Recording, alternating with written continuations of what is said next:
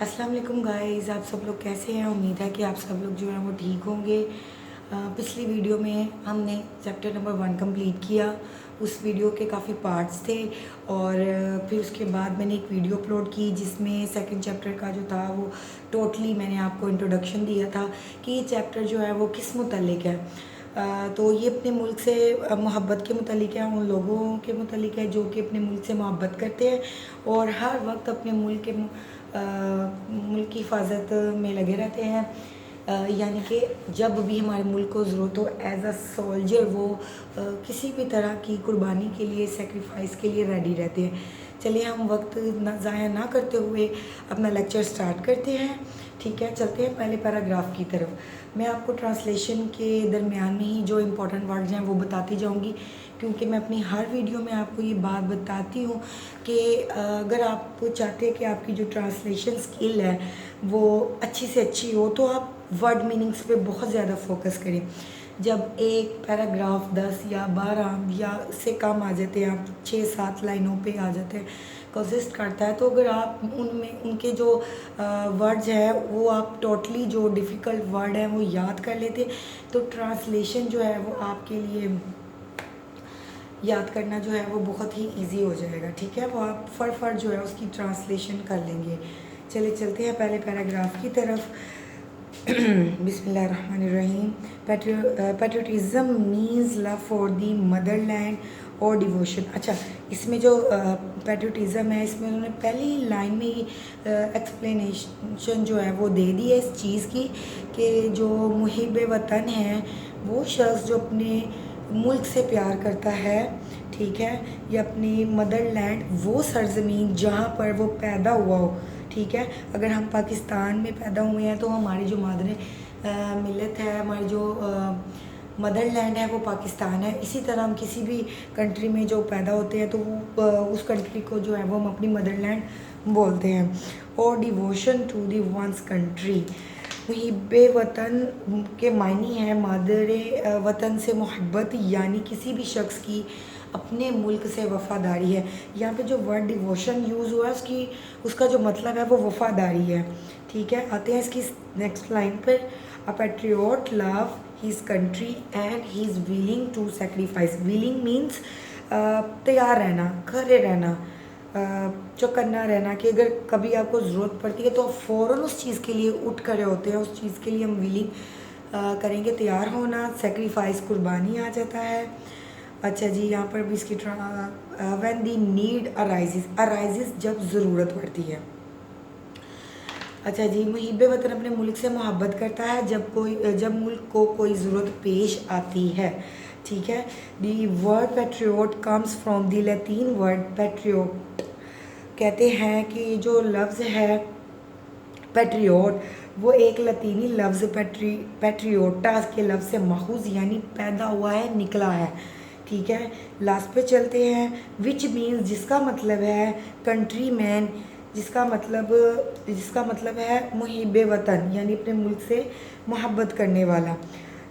If is consider the commendable quality, यानी कि वो इस काबिल होता है, उसको इस तारीफ़ के काबिल समझा जाता है या उसमें ये खूबी समझी जाती है कि वो अपने मुल्क से जो है वो प्यार करता है, वो एक पैट्रियोट कहलाता है। ठीक है, इसमें जो वर्ड मीनिंग थे वो मैंने आपको क्लियर कर दिए। चले जो है वो सेकंड पैराग्राफ की तरफ चलते हैं, हम अपना सबक जारी रखते हैं। Patriotism gives the people the strength and the courage to safeguard the interest of the country and the nation. मुहिब वतन जो है हुब्बुल वतनी जो है वो लोगों को अपनी कौम, अपने मुल्क के मफाद की हिफाजत करने के लिए ताकत और जुर्रत यानी जज्बा देती है, पैदा करती है उनमें। ठीक है,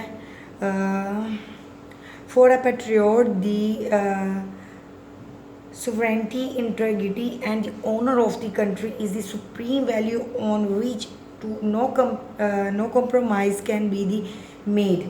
अच्छा, कॉम्प्रोमाइज़ होता है मामला जो है वो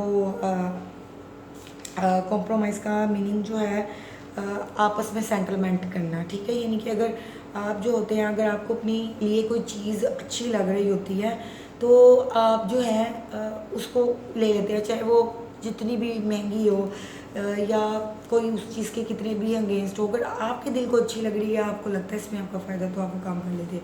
ठीक है, इसी तरह अगर एक पैट्रियोट है, उसको लग रहा है कि उसके मुल्क के लिए, उसके वतन के लिए ये चीज़ सही नहीं है, तो वो इस चीज़ पर कॉम्प्रोमाइज़ नहीं करता, यानी कोई भी मायदा तय नहीं करता, किसी तरह की भी सेटलमेंट जो है वो नहीं करता।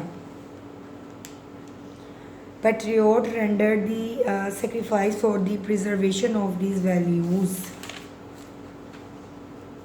एक मुहिब वतन के लिए मुल्क की आला इक़्तिदार वक्त और बरकरार बरतर इक़्तिदार है जिन पर कोई समझौता नहीं किया जा सकता। हुब्बुल वतन इन इक़दामात को कायम रखने और इनकी हिफाजत के लिए कुर्बानी देते रहते हैं।